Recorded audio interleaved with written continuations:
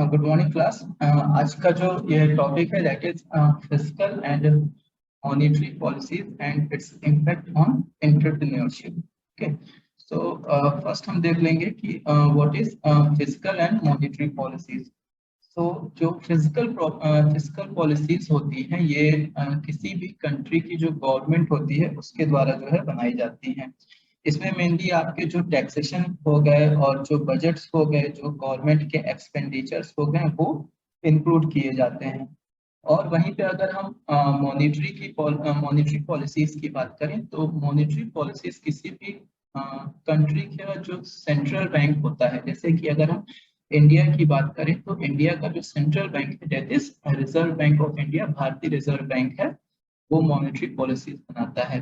सो monetary policies में mainly क्या होता है कि बैंक्स जो इंटरेस्ट देते हैं, अगर किसी ने बैंक से लोन लिया तो किस इंटरेस्ट रेट पर लेगा, ठीक है। अगर किसी ने सेविंग अकाउंट में या कहीं भी मार्केट में किस अकाउंट में पैसा जमा किया है तो उसको कितने रेट से इंटरेस्ट मिलेगा। दूसरी तरफ अगर बैंक आरबीआई से कोई लोन लेता है तो कितने रेट पर आरबीआई बैंक को पैसा देगा। और अगर आरबीआई या फिर बैंक के पास अगर एक्स्ट्रा पैसे हैं तो वो जो है आरबीआई को कुछ देता है, जिसपे कि आरबीआई जो है बैंक को भी इंटरेस्ट रेट देता है। सो ये सब जो दोनों पॉलिसीज होती है ये मिल करके किसी भी कंट्री की जो ग्रोथ होती है, उसकी जो जीडीपी होती है या फिर कंट्री का इन्फ्लेशन कैसा होगा, महंगाई कैसी होगी, ज्यादा होगी या कम होगी, लोगों की परचेज कैपेसिटी कैसे होगी, ये चीजें जो है ये दोनों पॉलिसीज जो है डिसाइड करते हैं। सो फर्स्ट अगर हम फिस्कल पॉलिसी की बात करें तो the decisions which are taken by the government in the interest of people of the country। जो भी डिसीजंस जो किसी भी कंट्री की गवर्नमेंट लेती है, किस लिए लेती है, लोगों की भलाई के लिए। कोई भी गवर्नमेंट बनती है तो उसका मेन जो गोल होता है वो क्या होता है, पीपल्स डेवलपमेंट, लोगों का डेवलपमेंट करना। ओके, उनको ज्यादा से ज्यादा समृद्ध बनाना और उनको इस तरीके से डेवलप करना कि ज्यादा से ज्यादा वो प्रॉफिट अर्न कर सकें या फिर ज्यादा से ज्यादा मनी बना सकें, ठीक है। सो मनी बनाने में क्या होता है कि जो पर कैपिटा इनकम होती है लोगों की, किसी भी कंट्री, कोई भी कंट्री कितनी डेवलप है मेनली वो कैसे जाना जाता है। एक तो हो गया जीडीपी, उस कंट्री की जीडीपी कितनी हाई है, और दूसरा क्या है कि वहाँ के जो लोग हैं उनका जो पर कैपिटा इनकम है वो कितना है। लोगों का पर कैपिटा इनकम जितना ज्यादा होता है या फिर किसी भी कंट्री की जितनी ज्यादा जीडीपी होती है वो कंट्री उतनी ही ज्यादा डेवलप मानी जाती है। अब किसी कोई भी कंट्री होती है उसका जो जीडीपी होता है वो कैसे डिसाइड किया जाता है, तो यहाँ पर आप देख सकते हैं एक जीडीपी का फॉर्मूला दिया हुआ है जिसमें कि C plus I plus G. C stands for consumption, I stands for invest and G invest for government expenditures. इसमें जो थर्ड कंपोनेंट है दैट इज गवर्नमेंट एक्सपेंडिचर्स। ये क्या है, गवर्नमेंट जो है डायरेक्टली कंट्रोल करती है। डायरेक्टली कंट्रोल कैसे करती है कि आप जब भी गवर्नमेंट कोई बजट लेकर के आती है तो आप लोग उसमें देखते होंगे कि उस जो बजट बनाती है गवर्नमेंट उसमें क्या दिया रहता है कि आगे आने वाले 5 सालों में जितने भी साल के लिए वो कोई भी कंट्री की गवर्नमेंट होती है, जितने भी सालों के लिए वो बजट बनाती है, तो बजट में मेनली क्या होता है कि गवर्नमेंट कितना पैसा अर्न करेगी और कितना पैसा कहाँ कहाँ पर लगाएगी। जैसे कि मान लीजिए एजुकेशन सेक्टर हो गया, हेल्थ सेक्टर हो गया, डिफेंस सेक्टर हो गया। ओके, कहीं पे अगर गवर्नमेंट को और इन्वेस्ट करना है तो क्या है उसमें कितना पैसा लगाएगी। ये चीजों, ये कितना पैसा लगाना नहीं लगाना ये तो डायरेक्टली गवर्नमेंट के हाथों में होता है। तो ये जो जी फैक्टर है, गवर्नमेंट फैक्टर है, ये डायरेक्टली जो है गवर्नमेंट के थ्रू, गवर्नमेंट एक्सपेंडिचर है, डायरेक्ट गवर्नमेंट के थ्रू जो है इन्फ्लुएंस किए जाते हैं। गवर्नमेंट अकॉर्डिंगली उसको जो है बढ़ा और घटा सकती है। उसके बाद में बाकी के जो दो कंपोनेंट आते हैं that is consumption and investment. इसको गवर्नमेंट कैसे कंट्रोल करती है, इसको कंट्रोल करती है मेनली गवर्नमेंट। दो मेन मेन फैक्टर्स होते हैं इसको कंट्रोल करने के। जैसा कि आप लोग देख सकते हैं यहाँ पर लिखा हुआ, एक है आपके टैक्स रेट्स हो गए, दूसरा है एक्सपेंडिचर हो गए। अब क्या है कि मान लीजिए कि गवर्नमेंट ने अगर कहीं पर टैक्सेस कम कर दिए, सो टैक्सेस कम करने के बाद क्या होता है कि लोगों के हाथों में ज्यादा पैसे आने लगते हैं, ठीक है। तो ज्यादा पैसे आने लगते हैं तो लोग ज्यादा पैसे आने से क्या कंजम्पशन या तो ज्यादा करेंगे या तो उसको सेविंग करेंगे, या मतलब कि बैंक में जो है डाल देंगे उसको, ठीक है। तो अब क्या है, अगर लोग कंजम्पशन ज्यादा कर रहे हैं, मान लीजिए कि लोगों के पास पैसे आए तो उन्होंने क्या कहते हैं कि गाड़ी खरीदना शुरू कर दिया, ठीक है, उस पैसे को कहीं इन्वेस्ट करना शुरू कर दिया, ठीक है, या फिर और प्रॉपर्टी खरीदना शुरू कर दिया। तो अब क्या है कि प्रॉपर्टी या फिर कहीं भी अगर मार्केट में कोई भी पैसा इन्वेस्ट कर रहे हैं लोग, तो दो तरीके से इन्वेस्ट कर सकते हैं। एक तो उनकी जो पर्सनल सेविंग है उसके थ्रू कर सकते हैं, और दूसरा है कि अगर पर्सनल सेविंग पूरी नहीं होती है उस काम के लिए तो वो बैंक से जाकर के लोन लेते हैं। ओके, सो अब क्या है कि जब भी इस तरीके से मार्केट में किसी भी चीज का डिमांड बढ़ता है, मान लीजिए कि व्हीकल्स का, चाहे वो टू व्हीलर हो गई या फिर फोर व्हीलर हो गई, मार्केट में उनका डिमांड बढ़ गया, तो जो कंपनीज होती है व्हीकल्स की वो क्या करेंगे कि उनके जो प्रोडक्ट्स हैं उनका जो है प्राइस बढ़ा देंगे। ओके, क्यों? क्योंकि डिमांड ज्यादा हो रही है, ज्यादा लोगों के द्वारा डिमांड हो रही है, तो क्या होगा कि एक तो वो प्रोडक्शन बढ़ाएंगे, डिमांड क्योंकि ज्यादा है, और साथ ही साथ प्राइस बढ़ा देंगे, ठीक है। तो क्या होता है कि उससे कंपनीज को जो है ज्यादा फायदा होगा। अब क्या है, कंपनीज भी किसी भी चीज का प्रोडक्शन बढ़ाने के लिए क्या होगा, उनके पास उनको भी ज्यादा रॉ मटेरियल्स खरीदना होगा, ज्यादा से ज्यादा मैन पावर इंगेज करना होगा, उनको ज्यादा सैलरी देनी होगी, तो उनको भी ज्यादा जो पैसे होंगे वो कंपनीज में या फिर मार्केट में लगाने होंगे। उसके लिए भी दो तरीके हैं, एक तो उनकी जो खुद की सेविंग है वो लगाएंगे, और दूसरा क्या है, अगर वो पूरी नहीं होती है तो बैंक से वो लोन लेते हैं। बैंक पे उनको जो है कंपनीज को कुछ जो लोन देती है वो इंटरेस्ट रेट पर देती है, जितने भी टाइम के लिए हो गया।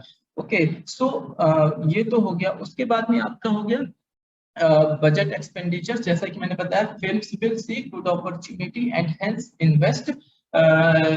इन्वेस्टमेंट विल आल्सो इंक्रीज, ठीक है। जब लोग देखें, जब कंपनीज देखेंगे कि चीजों की डिमांड बढ़ रही है, तो क्या होता है, वो अपना प्रोडक्शन को एक्सपेंड करेंगे। जो उनका बजट होगा, मान लीजिए पहले वो किसी भी चीज को प्रोडक्शन करने के लिए जो है 12 करोड़ रुपए या 13 करोड़ लगा रहे थे, लेकिन फिर क्या है, क्योंकि उनको प्रोडक्शन का नंबर बढ़ाना है तो वो 24 करोड़ 25 करोड़ तक जाएंगे, वो अपना बजट बढ़ाने की कोशिश करेंगे, ठीक है। तो क्या है कि गवर्नमेंट जो है जो कंजम्पशन है और उस जो इन्वेस्ट है उसको इस तरीके से जो है इनडायरेक्टली जो है कंट्रोल करती है। अ, अब क्या है कि इसका मतलब क्या है कि गवर्नमेंट अगर जो ग्रोथ रेट है अगर वो डबल डिजिट पे ले आए तो क्या होगा, तो इसका मतलब क्या होगा कि लोग मतलब कि ज्यादा चीजों को परचेस कर रहे हैं, ज्यादा इन्वेस्ट कर रहे हैं। तो क्या ये गवर्नमेंट के लिए अच्छा है या फिर किसी भी कंट्री के लिए अच्छा है? ये अच्छा हो भी सकता है, नहीं भी हो सकता है, ठीक है। लेकिन क्या होता है कि किसी भी गवर्नमेंट का जो मेन एम क्या होता है, कंट्री का डेवलपमेंट होता है, या फिर कि जो लोगों की परचेज कैपेसिटी होती है, उस उनकी जो पर कैपिटा इनकम होती है वो बढ़ाना उनका मेन एम होता है, ठीक है। क्यों मेन एम होता है कि मान लीजिए किसी गवर्नमेंट ने उनका जो टेन्योर होता है 5 इयर्स का, या फिर किसी भी गवर्नमेंट का जितना भी टेन्योर है, उस टेन्योर में जो है उसने बहुत अच्छा काम किया, जिससे कि बहुत अच्छा डेवलपमेंट हुआ, कंट्री की जीडीपी बहुत बढ़ गई, और जो लोग हैं उनका जो पर कैपिटा इनकम है वो बढ़ गया। तो अब क्या होगा कि जब उस गवर्नमेंट का या फिर उस पार्टी का जो टेन्योर है वो खत्म होगा, तो इलेक्शन के टाइम पे जो लोग फिर से उसी गवर्नमेंट, उसी पार्टी को जो है एज अ रूलिंग पार्टी जो है चूज करेंगे। क्यों? क्योंकि उसने लास्ट ईयर में या फिर उसका जो लास्ट टेन्योर था उसमें बहुत अच्छा काम किया है, तो वो एक्सपेक्ट करेंगे कि आगे भी आकर के वो जो गवर्नमेंट है उनकी जो आय है जो है उसको ज्यादा ज्यादा से ज्यादा बढ़ाए, ठीक है। तो लेकिन अब क्या है कि ज्यादा से ज्यादा आय बढ़ाने से यहाँ पर हमने देखा कि जब लोग ज्यादा इन्वेस्ट कर रहे थे मार्केट में, तो क्या है, साथ ही साथ जो चीजों के दाम है वो भी बढ़ रहे थे, दाम बढ़ रहे थे, इट मीन्स कि मार्केट में जो इन्फ्लेशन है, महंगाई है, वो भी बढ़ रही थी। ठीक है। तो क्या है कि अब लेकिन लोगों की पर कैपिटा इनकम बढ़े वो तो अच्छा है, लेकिन चीजों का दाम बढ़ना जो है किसी भी कंट्री के लिए अच्छा नहीं होता है। तो ये जो चीजों का दाम बढ़ता है या फिर मार्केट में जो इन्फ्लेशन आता है उसको कौन मॉनिटर करता है? वो काम जो है हमारी जो मॉनिटरी पॉलिसी बनाने वाली जो ऑर्गेनाइजेशंस होती है, जो किसी भी कंट्री की सेंट्रल बैंक होती है, वो ये काम करती है। Okay. So as people spend more for consumption, the demand for the goods will also increase. The increase in demand will increase the price. जैसा कि मैंने बताया कि जब भी डिमांड बढ़ेगा तो उसका जो है प्राइस बढ़ेगा। प्राइस बढ़ेगा तो उससे क्या होता है, जो मार्केट में इन्फ्लेशन रेट होता है वो भी बढ़ेगा, जो कि किसी भी इकोनॉमी के लिए या फिर किसी भी कंट्री के लिए अच्छी बात नहीं होती है। सो we have established that government cannot blindly depend the size of the economy। ठीक है, तो क्या है, क्योंकि अब क्या है कि गवर्नमेंट ने अगर चीजों में टैक्स कम कर दिया या फिर किसी चीज लोगों को ज्यादा सब्सिडी देने लगी, तो क्या है लोगों के पास में ज्यादा पैसा आने लगा तो वो मार्केट में जो है ज्यादा इन्वेस्ट करने लगे। लेकिन अब क्या उससे क्या है, लेकिन साथ साथ जो इन्फ्लेशन रेट है वो भी बढ़ रहा था। तो क्या गवर्नमेंट जो है ऐसा ही ब्लाइंडली किसी भी इकोनॉमी को बढ़ा नहीं सकती है। उनका जो बजट होता है उसको इकोनॉमी ऐसे ही ब्लाइंडली नहीं बढ़ा सकते। क्यों? क्योंकि उससे जो है मार्केट में इन्फ्लेशन भी बढ़ने के चांसेस हो जाते हैं। Hence there is another organisation which helps to keep economy in balance. It is the central bank, और in case of India it is RBI. So अब क्या है, आरबीआई या फिर किसी भी कंट्री की जो सेंट्रल बैंक होती है वो इस इन्फ्लेशन को कैसे कंट्रोल करती है? मेनली वो जो मॉनिटरी पॉलिसीज बनाती है उसके थ्रू जो इन्फ्लेशन है वो कंट्रोल किया जाता है। To control the money supply and eventually the inflation, the central bank uses monetary policies to like जो अब क्या है कि जो सेंट्रल बैंक होता है, अगर हम मेनली हम यहाँ पर इंडिया की बात करेंगे तो आरबीआई क्या होता है, हर 2 महीने पे जो है रेपो रेट और रिवर्स रेपो रेट को जो है रिवाइज करता रहता है। ये रेपो रेट और रिवर्स रेपो रेट क्या होता है, मेनली ये दो कंपोनेंट होते हैं जिससे कि आरबीआई जो है मार्केट में इन्फ्लेशन रेट को कंट्रोल करती है।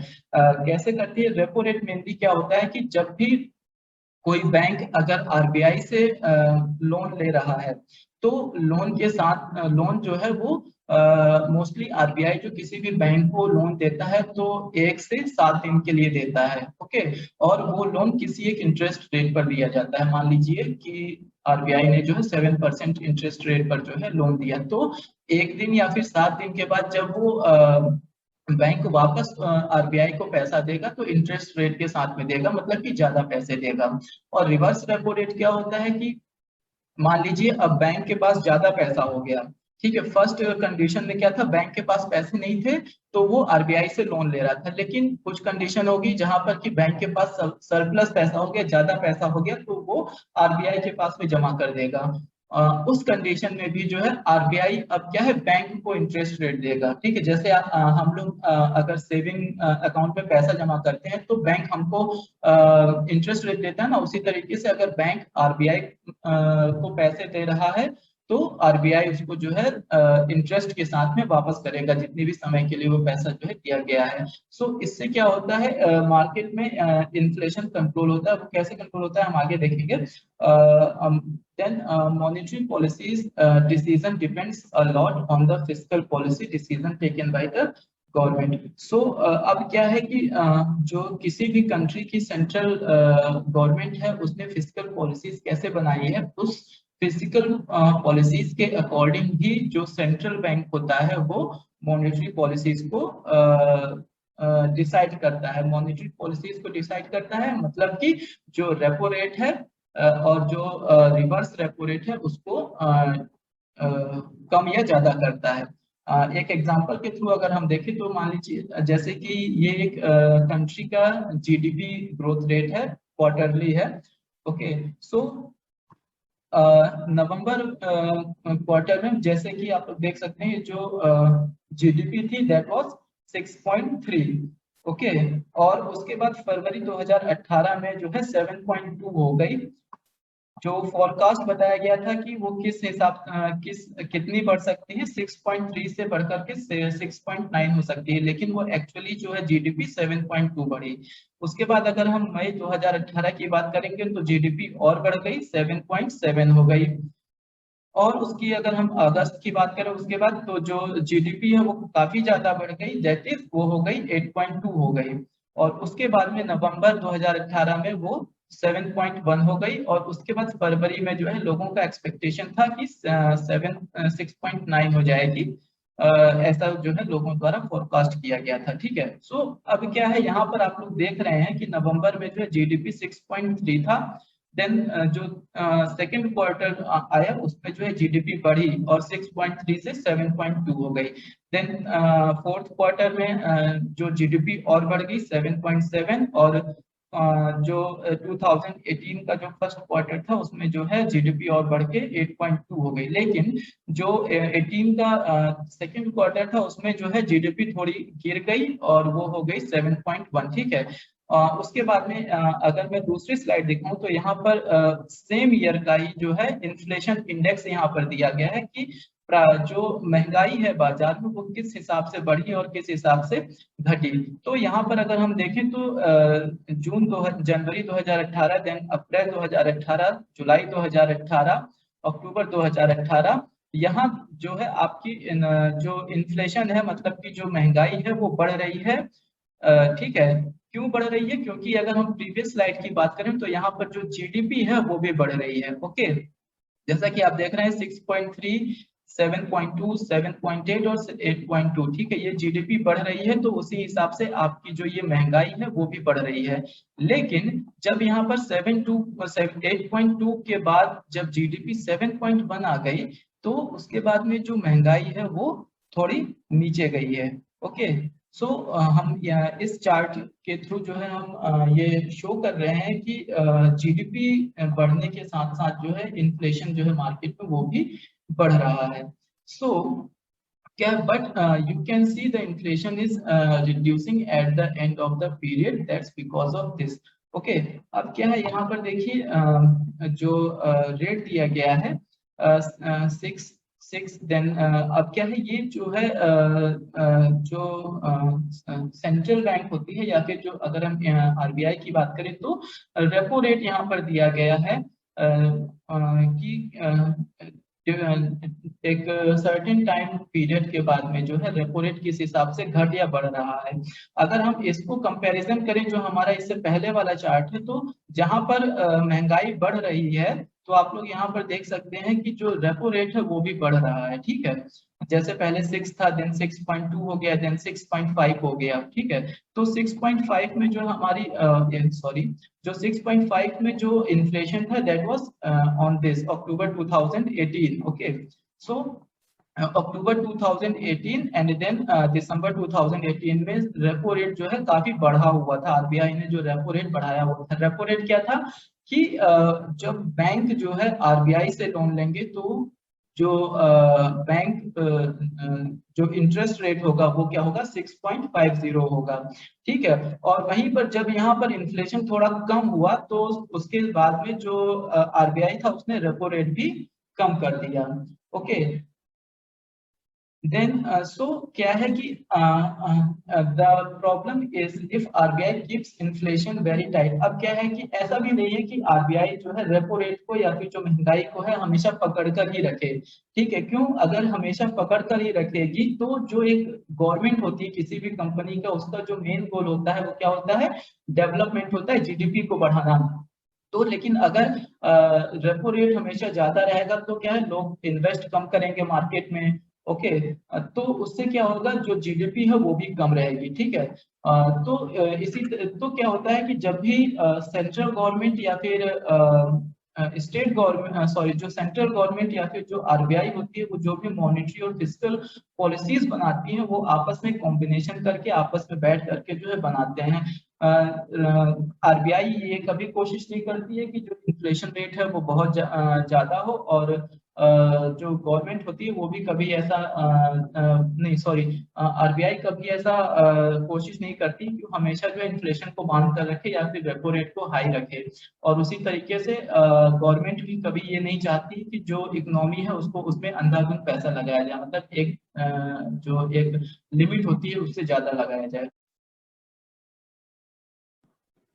सो हम अभी देख लेते हैं कि जो रेपो रेट और रिवर्स रेपो रेट होता है वो कैसे हेल्प करता है इन्फ्लेशन को कम करने में, या फिर अगर मान लीजिए कि कंट्री के ग्रोथ में कैसे जो है हेल्प करता है। तो जैसा कि आप लोग यहाँ पर देख रहे हैं इस स्लाइड में,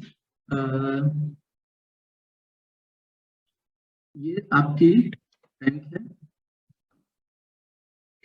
अब इस बैंक में क्या है, जो डिपॉजिशन होता है मनी का वो मेनली दो तरीके से होता है। एक तो जो लोगों की सेविंग होती है वो डिपॉजिट करते हैं, और जो दूसरा ऑर्गेनाइजेशन जो है डिपॉजिट करता है। तो ये जो दोनों की डिपॉजिशन होती है इसको net demand and time liability कहते हैं। ओके, ये मेनली दो वर्ड से बना है, जैसा कि आप लोग देख सकते हैं। फर्स्ट है नेट डिमांड एंड दूसरा है टाइम लाइबिलिटीज। नेट डिमांड में वो अकाउंट होता है जिसमें से कि पैसे निकाले जा सकते हैं टाइम टाइम पर, जैसे कि सेविंग अकाउंट और करंट अकाउंट होता है। यहाँ पर आप लोग देख सकते हैं। तो नेट डिमांड में मेनली सेविंग अकाउंट और करंट अकाउंट आते हैं, जिससे कि जब भी टाइम पड़ता है तो वहां से जो है अकाउंट से जो है पैसे निकाले जा सकते हैं। लेकिन ये जो टाइम लायबिलिटीज होती है इसमें जो है एक फिक्स डिपॉजिट की तरीके का होता है कि एक निश्चित या फिर सर्टेन अमाउंट के लिए जो है पैसा उसमें डाला जाता है और उससे पहले नहीं निकाला जा सकता है। सो अब क्या है कि हम एक एग्जांपल लेते हैं कि ये जो डिपॉजिशन हुआ है कंपनीज के थ्रू या फिर ऑर्गेनाइजेशंस के थ्रू, और जो लोगों ने डिपॉजिशन बैंक में किया है उसमें तो बैंक के पास टोटल अभी मान लेते हैं हम 100 करोड़ रुपए है। ओके, अब क्या है, ये 100 करोड़ रुपए पूरे बैंक जो है लोन नहीं दे सकता है। इसमें से क्या है, जो जितना भी बैंक के पास पैसा होता है उसका 4% जो है बैंक को आरबीआई को एज अ CRR होता है, cash reserve ratio. Okay, bank के पास जितना भी पैसा होता है उसका 4% जो है आरबीआई के पास में एज अ CRR रखना पड़ता है। और उसके बाद में जो 19.5% फंड होता है,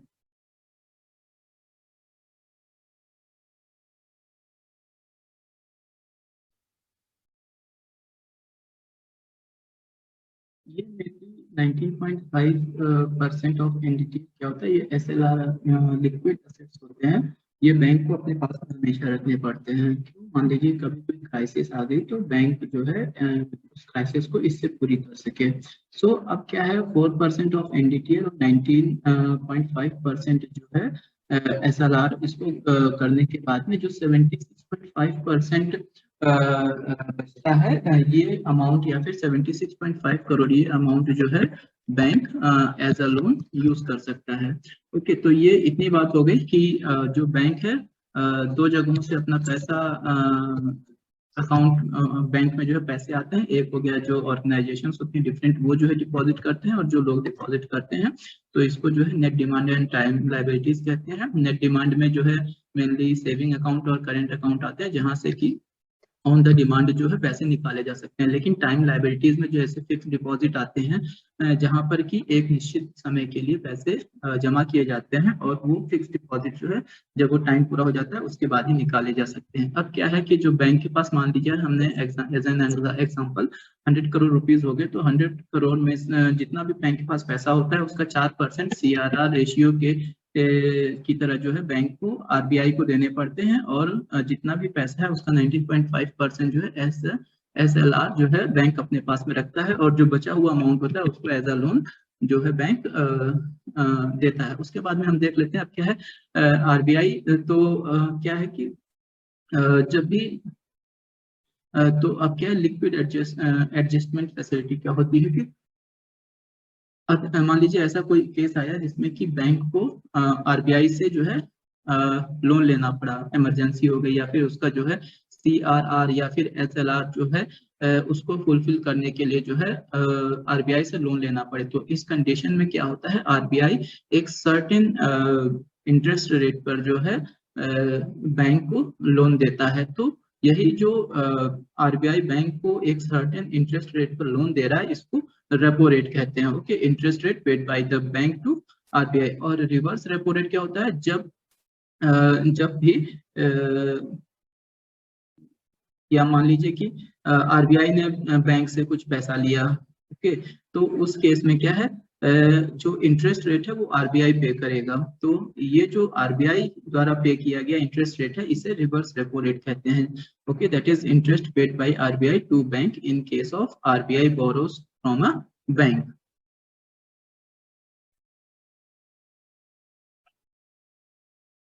तो इस तरीके से हमने देखा कि रेपो रेट और रिवर्स रेपो रेट क्या होता है। अब इसके बाद देख लेते हैं कि रेपो रेट के बारे में थोड़ा और जानकारी लेते हैं। तो मेनली रेपो रेट क्या होता है? Interest paid by banks to RBI. Okay, जब भी बैंक आरबीआई से लोन लेते हैं तो जो एक फिक्स्ड टाइम होता है, जितनी टाइम के लिए वो लोन लिया जाता है, उस टाइम के बाद में जब लिया गया लोन वापस किया जाता है, तो लोन के साथ में जो इंटरेस्ट का पैसा होता है वो भी जो है साथ में दिया जाता है। तो ये जो आरबीआई बैंकों पर इंटरेस्ट पे चार्ज करता है, इसको जो है रेपो रेट कहते हैं। Okay, then banks provides collateral और गवर्नमेंट सिक्योरिटीज।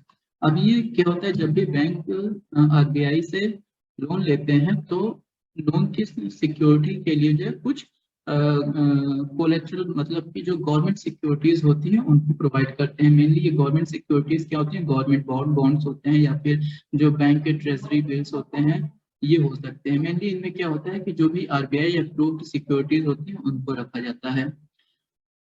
अब जो रेपो रेट क्या होता है? ये रेपो का मेनली जो फुल फॉर्म होता है दैट इज रीपर्चेज ऑप्शन। जैसा कि आप लोग यहाँ पर देख सकते हैं लिखा हुआ, that is repurchase option agreement होता है। किसके बीच में होता है? बिटवीन बैंक और आरबीआई के बीच में होता है। क्या एग्रीमेंट होता है? कि bank promise to repurchase government securities after repo rate. Okay, जितने भी टाइम के लिए बैंक ने आरबीआई से लोन लिया है, तो वो टाइम पूरा होने के बाद में जो बैंक हैं उन्होंने जो कोलेट्रल या फिर government securities as a security रखी थी, उनको वापस से जो है बैंक आरबीआई से परचेज करेगा। इस बात का दोनों में एग्रीमेंट होता है।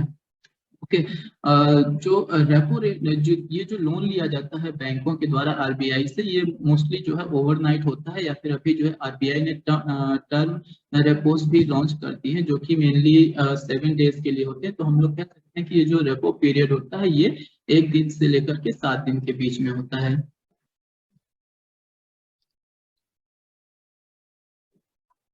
ओके, अब हम देख लेते हैं कि ये रेपो रेट काम कैसे करता है। तो हमने मान लिया कि जो बैंक होते हैं, कॉमर्शियल बैंक है, इनको जो है पैसों की जरूरत है।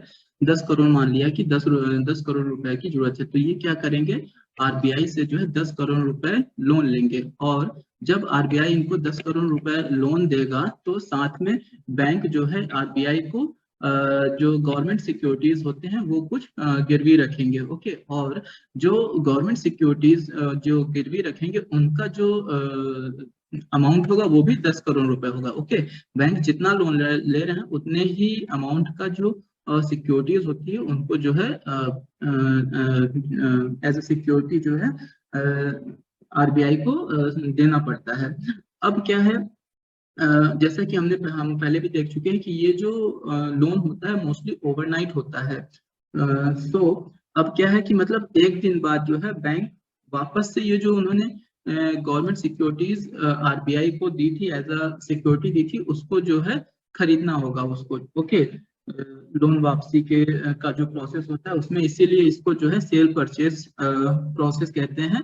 क्यों? क्योंकि पहले जब गोइंग बैंक को लोन चाहिए था, तब उन्होंने जो है गवर्नमेंट सिक्योरिटीज जो है आरबीआई को दी, और वापस से जब वो लोन को रीपे कर रहे हैं, तो जो गवर्नमेंट सिक्योरिटीज है वो वापस से उसको खरीद रहे हैं। तो अब क्या है, मान लिया कि जो इंटरेस्ट रेट है, रेपो रेट है, that is 6.5 per annum. Okay, तो 10 करोड़ रुपए का 1 दिन का जो इंटरेस्ट होगा, दैट विल बी 17,808 रुपीज। तो 1 दिन बाद जो है जो बैंक है वो आरबीआई को 10 करोड़ प्लस 17,808 रुपीज जो है देंगे। तो उसके बाद क्या है, जो जो गवर्नमेंट सिक्योरिटीज जो आरबीआई ने अपने पास रखी थी वो जो है वापस बैंक को कर दिया जाएगा।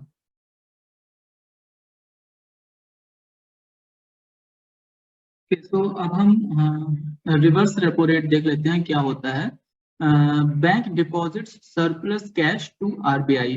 ओके, अभी तक रेपो रेट में क्या हो रहा था कि जो बैंक थे वो आरबीआई से लोन ले रहे थे, यानी कि आरबीआई जो है बैंकों को पैसा दे रहा था। अब अगर बैंक के पास ज्यादा पैसा हो गया और वो आरबीआई में को देना चाहे, तो इस केस में जो इंटरेस्ट रेट आरबीआई बैंकों को देते हैं उसे रिवर्स रेपो रेट कहते हैं। ओके, रेपो रेट में क्या होता है कि आरबीआई जो है बैंकों से इंटरेस्ट लेता है, लेकिन रिवर्स रेपो रेट में क्या होता है, आरबीआई बैंकों को इंटरेस्ट देता है, इंटरेस्ट रेट।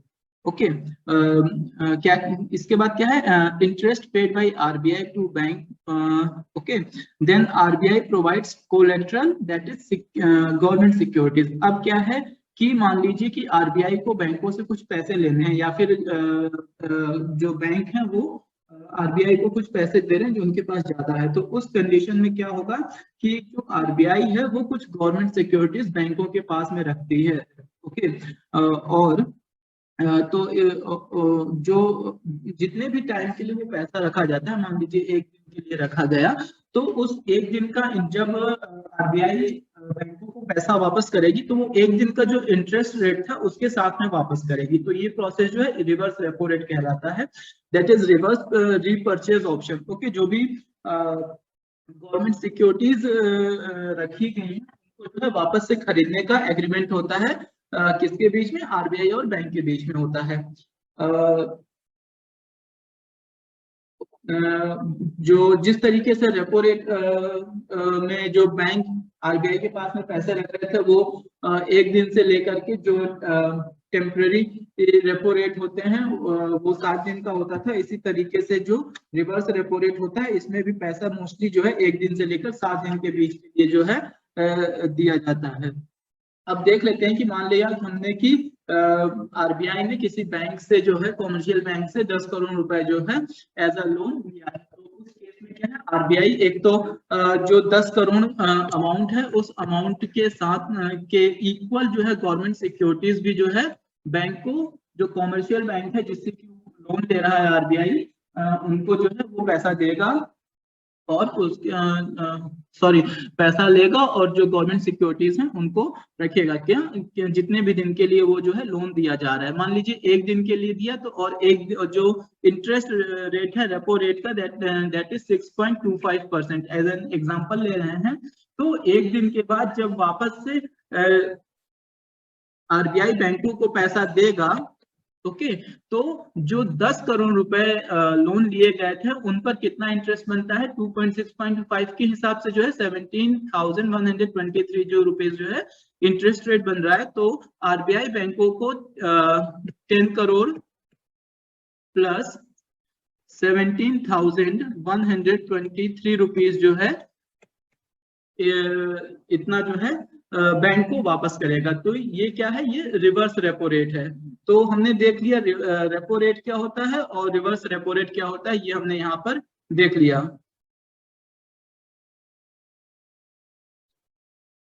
सो अब हम देख लेते हैं कि ये जो रेपो रेट है और जो रिवर्स रेपो रेट है इससे आरबीआई इन्फ्लेशन या ग्रोथ को कैसे कंट्रोल करता है। ओके, सो जैसे अगर हम एग्जांपल लेते हैं कि प्रेजेंट टाइम में जो रेपो रेट है दैट इज 6.5,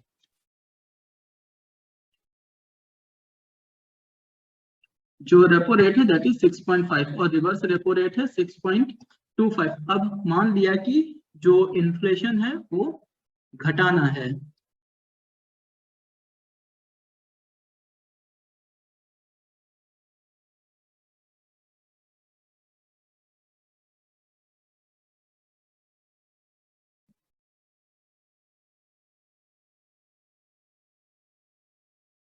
तो इन्फ्लेशन कम करने के लिए या फिर महंगाई को कम करने के लिए क्या करेगा आरबीआई, जो रेपो रेट है उसको बढ़ा देगा और जो रिवर्स रेपो रेट है उसको भी बढ़ा देगा।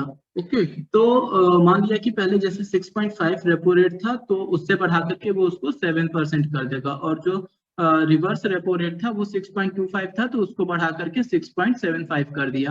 तो अब रेपो रेट बढ़ाने से क्या होगा, मतलब कि अगर बैंक आरबीआई से लोन ले रहे हैं तो क्योंकि जो रेपो रेट है वो बढ़ गया, तो अब आरबीआई जो बैंकों को पैसा देगा, आरबीआई जो बैंकों को पैसा देगा वो ज्यादा इंटरेस्ट रेट पे देगा। ओके, 7% इंटरेस्ट रेट हो गया, मतलब कि आरबीआई अब बैंकों को, बैंक जब आरबीआई को पैसा वापस करेंगे तो जितना पैसे लिया था उसके साथ में और ज्यादा पैसा जो है वापस करना पड़ेगा, जिससे कि बैंक क्या करेंगे कि कम ही पैसा आरबीआई से लोन लेंगे, या फिर क्या करेंगे कि ये जो बढ़ा हुआ इंटरेस्ट रेट है इसकी वजह से जो बैंक अगर किसी को लोन दे रहा है तो उनको भी ज्यादा इंटरेस्ट रेट पर लोन देगा। ओके, मान लीजिए कि बैंक ने किसी कंपनी को लोन देने जा रहा है, तो वो लोन जो है, अब बैंक जो है कंपनी को, मान लीजिए पहले वो क्या कहते हैं 7.25% पे देते थे, अभी क्या है क्योंकि रेपो रेट बढ़ गया तो बैंक उस कंपनी को जो लोन देगा वो 8% इंटरेस्ट रेट पर देगा। तो उससे क्या है कि जो कंपनी है वो भी बैंकों से कम पैसा लेगी, कम पैसा लेगी मतलब कि बाजार में कम पैसा लगाएगी, जिससे कि मनी की सप्लाई मार्केट में जो है कम हो जाएगी। मनी की सप्लाई कम होने से क्या होगा कि जो चीजों की डिमांड है, क्योंकि लोगों के पास जब पैसे ही नहीं रहेंगे तो वो मार्केट में ज्यादा पैसा नहीं लगाएंगे, या फिर जो उनकी सेविंग होगी सिर्फ उसी को वो मार्केट में लगाएंगे, वो ज्यादा पैसा लेकर के नहीं लगा पाएंगे, जिससे कि जो मार्केट में मनी की सप्लाई है वो रुक जाएगी, और जिससे कि चीजों का जो डिमांड है वो कम होगा। और जैसा कि आप लोग जानते हैं कि चीजों का डिमांड अगर मार्केट में कम होगा तो उनका जो प्राइस है वो ऑटोमेटिकली कम हो जाएगा, और प्राइस कम होने से जो इन्फ्लेशन है वो भी कम हो जाएगा। ये तो एक रहा कि अगर मार्केट में इन्फ्लेशन ज्यादा है, कम करने के लिए आरबीआई क्या करती है। अब मान लीजिए कि आरबीआई को ग्रोथ बढ़ाना है किसी कंट्री का, ओके, तो क्या करेगी कि वो जो रेपो रेट है और जो रिवर्स रेपो रेट है उसको कम कर देगी। तो पहले हमने जैसे एग्जांपल में देखा था कि पहले जो रेपो रेट था 6% था, ओके, अब ग्रोथ को बढ़ाने के लिए क्या करेंगे, वो रेपो रेट के कम कर देगी, तो यहाँ पर उसने जो है 6% कर दिया। और जो रिवर्स रेट पहले 6.25% था उसको 5.75% कर दिया। ये रेपो रेट और रिवर्स रेपो रेट घटाने से क्या फायदा होगा कि जो बैंक हैं वो वो जो है इंटरेस्ट को कम कर देंगे, मतलब कि अगर कोई बैंक से पैसा लेने जा रहा है तो अब उसको पहले के कंपैरिजन में कम इंटरेस्ट देना पड़ेगा। और मान लीजिए कि एक बैंक ने भी अपना इंटरेस्ट रेट कम किया तो कंपटीशन की वजह से बाकी बैंकों को भी उनका जो इंटरेस्ट रेट है वो भी कम करना पड़ेगा, जिससे कि लोग ज्यादा से ज्यादा लोन लेंगे और मार्केट में जो मनी सप्लाई है वो बढ़ जाएगी।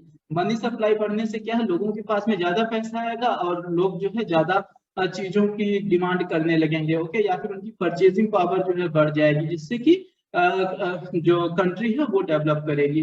लेकिन यहाँ पर क्या है कि अब जब लोगों के पास ज्यादा पैसा आएगा तो जाहिर सी बात है वो ज्यादा चीजों का डिमांड करेंगे, और ज्यादा डिमांड बढ़ने से किसी भी चीज का उसका प्राइस भी बढ़ने लगता है। तो यहाँ पर यही है कि जो आरबीआई है वो रेपो रेट को इस तरीके से फिक्स करती है कि जो ग्रोथ है और जो इन्फ्लेशन है, ओके, दोनों के बीच में एक कॉम्बिनेशन बना रहे, ना तो इन्फ्लेशन बहुत ज्यादा हो पाए और ऐसा भी ना हो कि ग्रोथ एकदम से रुक जाए किसी भी कंट्री की। तो इस तरीके से जो है ये आरबीआई जो है इन्फ्लेशन और ग्रोथ को जो है कंट्रोल करती है। So this was all about today's class. Thank you.